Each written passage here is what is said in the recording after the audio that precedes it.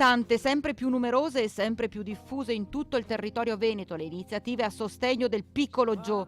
Chi di voi telespettatori non ha assaggiato i famosi biscotti di Joe realizzati dal panettiere di San Martino di Lupari, che si è attivato per sostenere la campagna di raccolta fondi per sottoporre il nostro bimbo a una delicata operazione di costruzione della tibia e far sì che possa correre e giocare con e come i suoi amici? I fedelissimi del Bassano Calcio poi, assieme ai giallorossi in fibrillazione durante le partite casalinghe, ora hanno messo in vendita anche le focacce per aiutare Giovanni. E spettacoli teatrali. Domani, domenica 24 marzo, alla Sala Forum di Curtarolo, la compagnia Magia dei Colori alle 17 porta in scena Pirati, un appuntamento dedicato sia ai bambini, per raggiungere però quei 400.000 euro per l'intervento in Florida.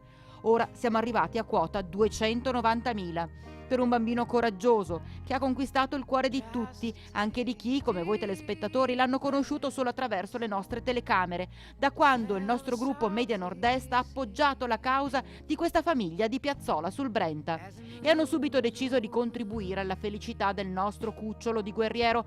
Un esempio è fresco di oggi, un esempio di una semplicità unica e proprio per questo colmo della forza delle emozioni vere e pure. Una famiglia di Romano Dezzolino è passata dalla nostra redazione e ha lasciato una busta con dentro una cifra chiedendoci di consegnarla a mamma Erika. Ve la vogliamo mostrare, non l'abbiamo neanche aperta. Scritte poche parole colme di speranza.